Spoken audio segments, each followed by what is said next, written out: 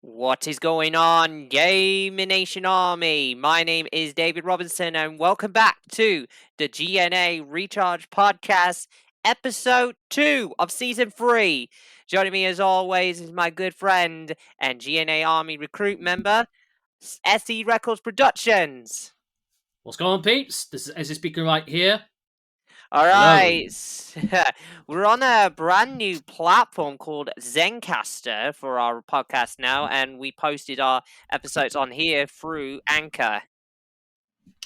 Yep, indeed. Okay, so first things first, Sonic Frontiers demo players. So yeah, Sam, you actually come up with this post. Please tell us in detail about this.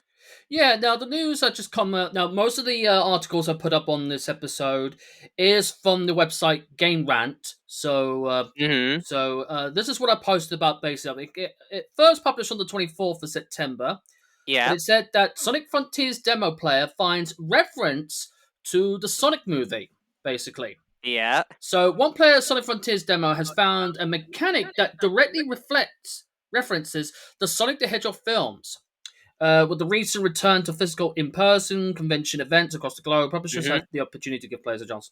That's the thing. Yeah. So, within this demo of Sonic Frontiers, several clips of gameplay has leaked onto the internet, with some even showing some new areas of cutscenes that haven't been featured in the trailers yet. This includes footage of the cyberspace levels and even parts of Ari's Island, the second area Yeah. in the game. These public demos have given fans the chance to discover elements of the game that hasn't been formally unveiled, including a reference to the Sonic movies. So In a what game, was so I've just wanted to ask you this. Um, let's see. So your thoughts on the actual demo that referenced the whole Sonic live action movies? What was your opinion when you first seen the actual post? I thought that was a pretty nice touch to it, though, because at least they're acknowledging the Sonic movies Yep. in that way. Because it says here, this says much because once the ring total hits 400, a cutscene plays that covers him in blue lightning, which also turns his eyes Ah, blue, yes, I got you now. I much got like you. what Sonic achieves activates his electric powers in the Sonic movie. So a very nice Hmm. touch to it, as you could see right All there. right, and you also posted in the forums on Discord, for the Return to Monkey Island producer hints at another Lucas Adventure game. Now, your thoughts on this? What was your thoughts on this producer of Return to Monkey Island see to have a hinting of the next sequel? Well, it's pretty interesting. They wanted to actually, they wanted to actually hint of a potential sequel to it. It's very interesting how they all will come out. If that is truly the case, I mean, we still got that other Monkey Island game that's going to be coming out, which actually, in my opinion, it's looks rather different than from what I even remember back then. Yeah. Because I remember that played the what was it the game that was on the PC and I think that was the true. I think it's true. It's the return of Monkey Island because no, I think it was called Escape from Monkey Island from when I played on Escape the from Monkey Island. Yeah. because I remember playing that Um. on the PlayStation 2 back in which I still Yeah. got a copy to this day actually. Yeah. And according to this, it says the producer tied to Return to Monkey Island hints another sequel classic, point and click adventure game from Lucasfilm. Um. I think one of the expectations from me is like I seen Monkey Island that was actually created with the partnership with Devolver Digital, and I know you heard of that name before. Oh yeah, Devolver Digital, yeah, definitely. Yeah, so my exact thoughts is just saying, you know what, we need a true return to the form for this game, and I think that's what the developers have captured, wanted to do, to revisit a sequel to Monkey Island, and I think that was a pretty good suggestion. So yeah, I mean, like I said, I haven't really played enough of it though, minus the bit of Escape from Monkey Islands. Yeah. But that's from what I remember basically, because I remember playing that particular game Yeah. actually. So Also, we also pulled it. Thanks to Sam for pulling this out. Mario and Rabbids Unfortunately, for those of you who are eager to play this game, it won't feature multiplayer. Now, Sam, you got this on Game Run. What is your thought on Mario and Rabbids Sparks of Hope that hasn't got any multiplayer when it comes out? Yeah, that's a big missed opportunity there because you have the online play thing, and you could have easily have uh, at least three other players joining with you, I guess. But I think with Nintendo and especially Ubisoft have definitely missed out a trick on this one, in my opinion. So I think what they're going for is just doing a single player game where you don't have to have like the multiplayer. I think people are like, "Oh, the multiplayer is fun, but I think it needs to go on a single player route." And that's why I think Ubisoft is doing this because people love single players. yeah. Although speaking of online, and this goes right into the next topic here, it doesn't require an Ubisoft connection account after all. Yeah. So, which I think that's pretty good because because you don't want to get the headaches basically to try and say you log onto the game and say, oh, you need to connect with an Ubisoft account like that, and yeah, it just saves about the headaches basically. In Yeah. as far as I can see it. Yeah, I think some people are like having this issue where they had to connect up to Ubisoft account, and I think that's the cause of it. It's really, really a dumbfounding situation, but I'm glad they actually patched that up. Yeah, yeah, and speaking of actually, well, we will try and mention it Yeah, possibly in the next time, yeah. but Don't forget, we need to do like a couple of more topics because I think someone is getting impatient, and that's our friend Kevin Green Fox, by the way, guys. yeah, oh really? So yeah, well, as we are recording this, I was supposed to be playing Four Guys with Radiant Sword, and I don't like. And it said how long. I think like Fall Guys is actually taking like a bit of a crazy backseat while you just wanted to do this. Uh, uh, uh, uh, that's not the right answer, David, because I was supposed to be playing it with Radiant. Radiant, I know, and I apologize. Sorry, Anyway, this is not part of the. This is not part of it. It was totally no, outside. this is just outside of the. I see, but there is one other thing I wanted to capture a lot of the gaming session, and I know you guys at home already know that the new creators music program. What was your thought on that when I posted that Oh, underneath your actual post?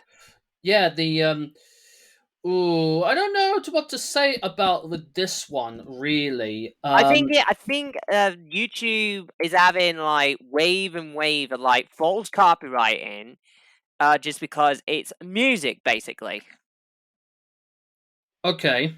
and I think that is just a bit of I wanted to say this. I just wanted to say this. I think people are still skeptical if this comes to reality. We don't know that for sure. Yeah, I mean, we only can really find out about this. As Well, well, and speaking of well, a little concerns about with terms of which platforms and social media and stuff like that, we're gonna have to talk about with Twitch. yeah, with Okay. the I'm going to start this off by saying that the whole controversy surrounding the pay cuts and favoritism and all that, and that's also coming from YouTube as well, because they had a similar issue with favoritism. Yeah. Yeah, and also, but there's also a bit of a darker sort of thing that happened with the Twitch, I think. Twitch platform, yeah. Yeah, although actually, no, Amazon's live stream platform has been at a tough time recently, cracking down on a series of gambling streams, along with the troubling discovering of over 2,000.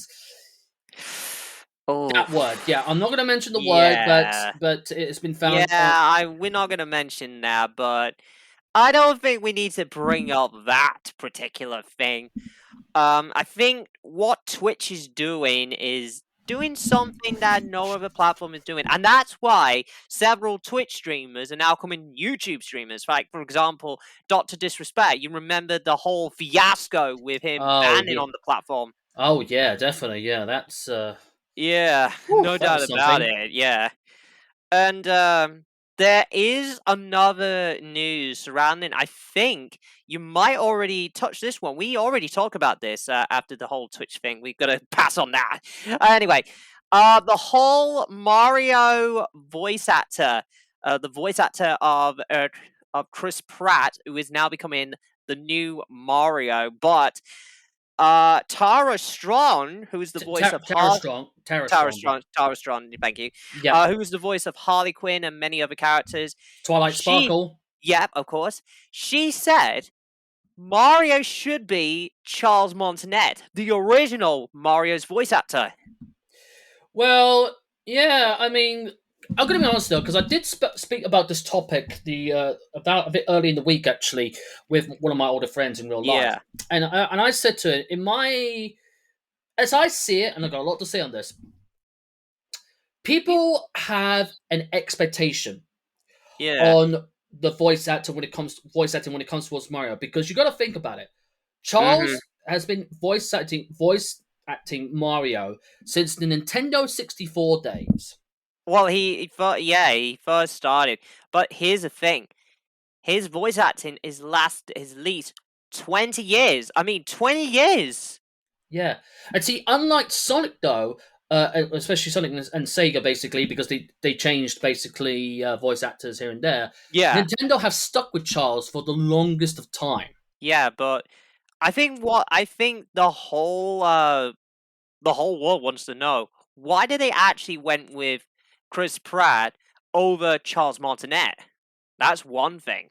Yeah, I think it's the expectation and it's more familiarity with the voices because you got to realize you know the voice of Mario when you play like any sort of Nintendo console from the Nintendo Exactly. 64 Yeah. up to now. You would expect to know who the voice is, and you know that. When someone else fills up that shoes, I'm not gonna lie. Okay, I'm gonna go for the record of saying this.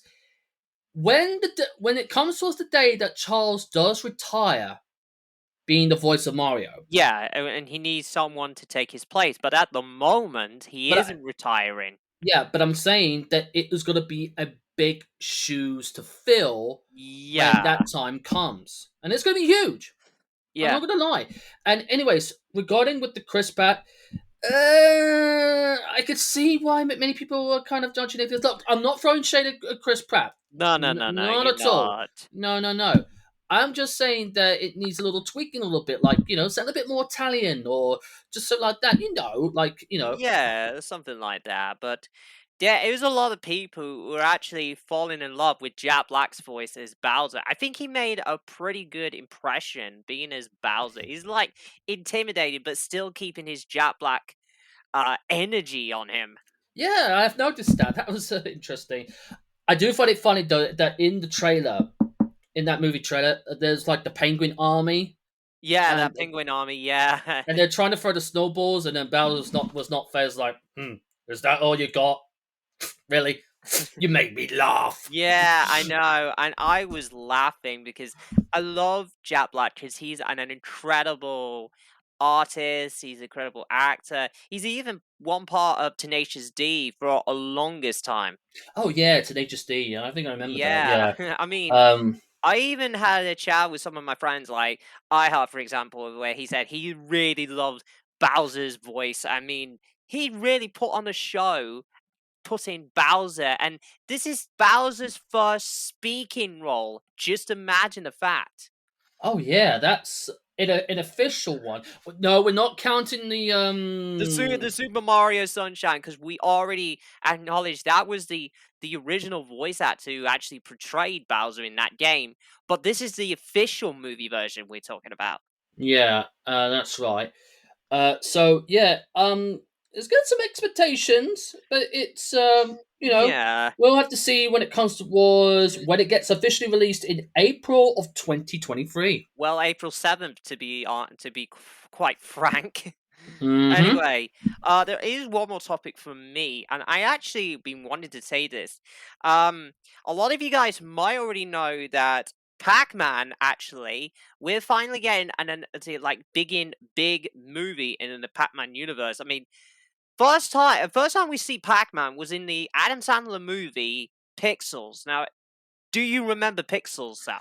I fairly remembered Pixels, but I never got to see the movie. I Uh, think this is originally directed by Chris Columbus, who is the director of the Harry Potter movies. oh, okay, I did not know that, but I have seen the Harry Potter movies. I've Yeah, only seen it up to the Goblins of Fire. the Goblet of Fire, I The think Goblet of that Fire. was. Goblins Yeah, of Fire. Goblet of Fire. My bad. no worries.